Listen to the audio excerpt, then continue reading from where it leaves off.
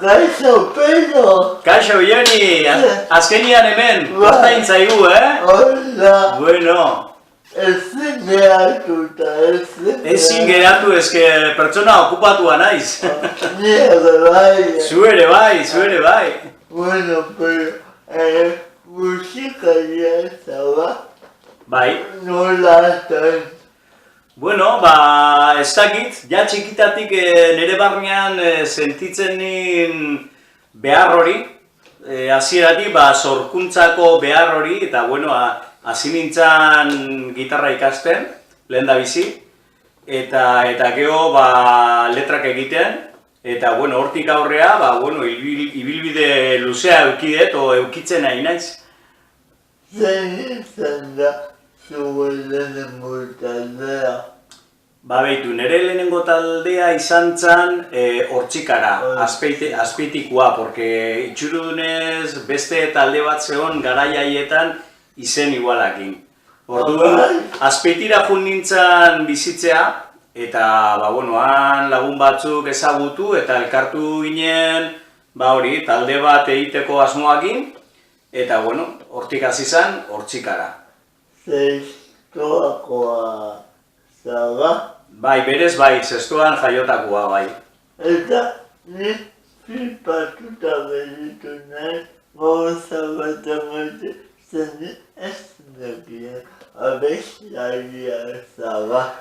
Beitu, hasi nintzen Hortzikaran abesten da bajua jotzen, baina, handi pixkatea, hiru ginen taldean eta hiru pertsonakin gainean bi gitarrista, baju jolea eta kantantea, baterista falta. Orduan, pentsa genuen baterista bat lortu inberdeu. Eta batez ere, pentsa genuen, zeatik ez dugu egiten, bajua utzi eta bajista bat lortu eta zu bakarrik kantau eta alain genuen. Eta hortik aurrea, nire fuertea abestea da. Eta guztua, Oso guztua, bai.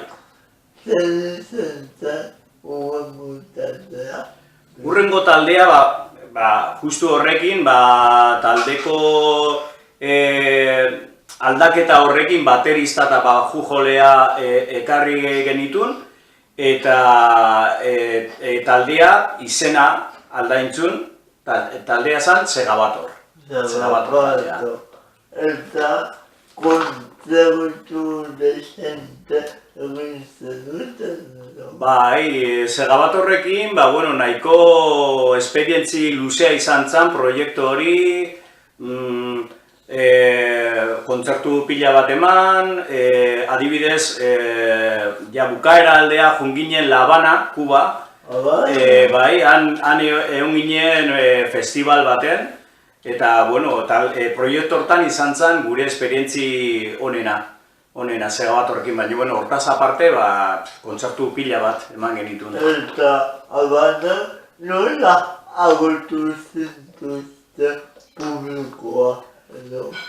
Garaia haietan oin ez dakit nola izangoan pentsatzet, iguala izangoala, porque kubanoak oso berua dira, behaien karakterra oso zabala dira, eta jende jatorra, beruak, eta gure kontzertutan, azkenian beti konparazio bat egotea, eta hango kontzertuan pentsau 2500 pertsona toki baten, gu ikusten, da esatean bezala tximak moitzen, da oso esperientzi polita.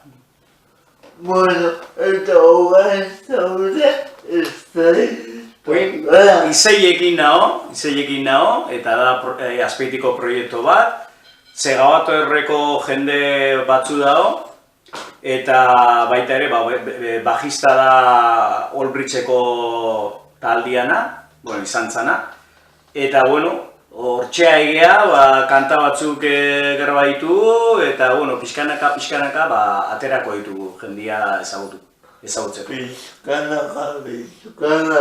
Pixkanaka. Bukatzeko estudio bat duzu, etxea?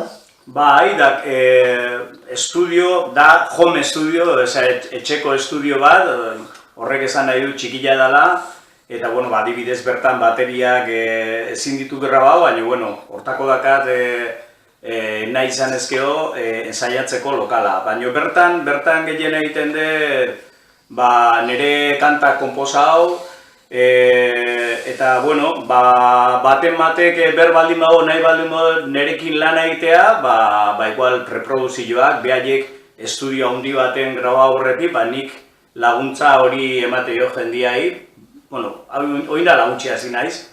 Eta, bueno, oin adibidez nago proiektu baten, proiektu internazionala, hoxe, kantak nahazten, produzioa egiten, eta, bueno, nahiko polita da proiektua, porque jende ezberdina dago, adibidez dago Poloniako pertsona bat, italiano batzu, finlandesa, kubanoak, polita, esperientzia polita izan da. Ikusiko dugu proiektu horren. Hori da. Bai, espero dut, ikusiko dezutela, ez? Bueno, pero mila izako. Zuri.